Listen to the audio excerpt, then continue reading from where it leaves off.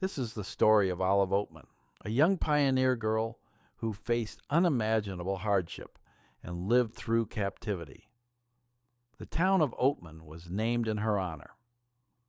Olive Oatman was born in 1837 in La Harpe, Illinois, into a family of Mormon pioneers. In 1850, when Olive was 13 years old, the Oatman family embarked on a perilous journey west, following the promise of a new life in California. But the American frontier was not for the faint-hearted. In February 1851, the Oatman family, Royce, Mary Ann, and their 7 children, took a fateful detour from their wagon train near what is now Gila Bend, Arizona. It was a decision that would change Olive's life forever. The family was ambushed by Yavapai Indians. In a brutal attack, Royce and Mary Ann Oatman, along with 4 of their children, were killed. Olive, her sister Mary Ann, and her older brother Lorenzo were the only survivors. Lorenzo was left for dead and severely injured, but miraculously he survived. After recovering, Lorenzo desperately searched for his sisters, but they were already far from his reach, taken captive by their attackers. All he could do was dig graves for his deceased family members. Olive and her sister Mary Ann were taken captive by the Yavapai. After a harsh period of captivity, the sisters were traded to the Mohave tribe for horses, blankets, and beads. The Mohave people welcomed Olive and Mary Ann into their community, treating them more kindly than their previous captors.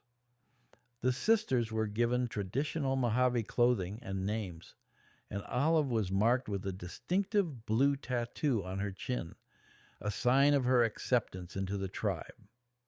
This tattoo, common among Mohave women, symbolized that Olive had become part of their world.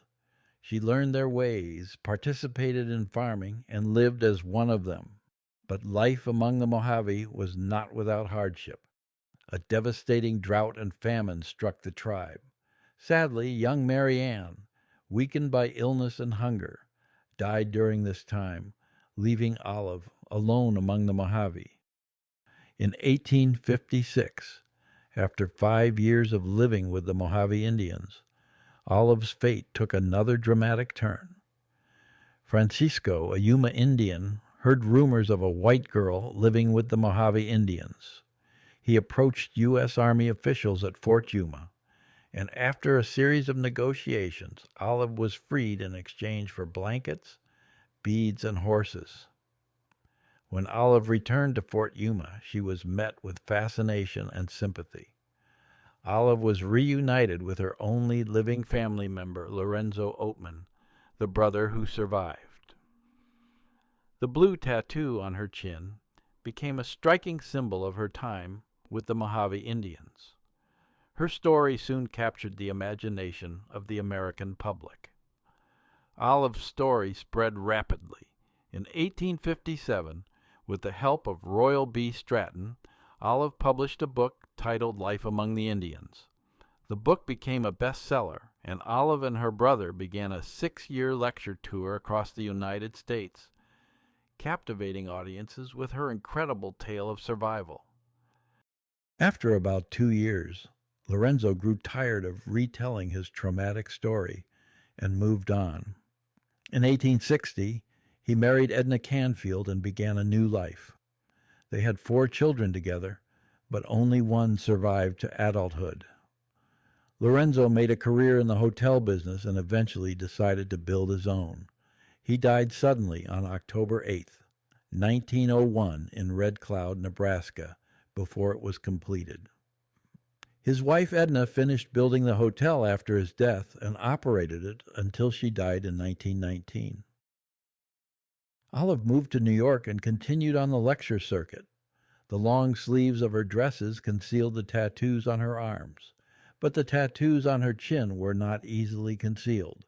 She was on the lecture circuit in Farmington, Michigan, in 1864 when she met John Brant Fairchild, a New York-born rancher and banker whom she married in Rochester, New York, 1865.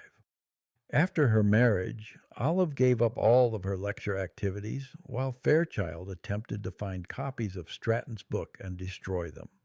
He hoped this would help them start a new life, for Olive was most likely suffering from post-traumatic stress disorder, PTSD. Olive and John settled in Sherman, Texas, where she led a quieter life, dedicating herself to charitable works, particularly at a local orphanage. 1872, they adopted a baby girl named Mary Elizabeth and moved into a 2-story house.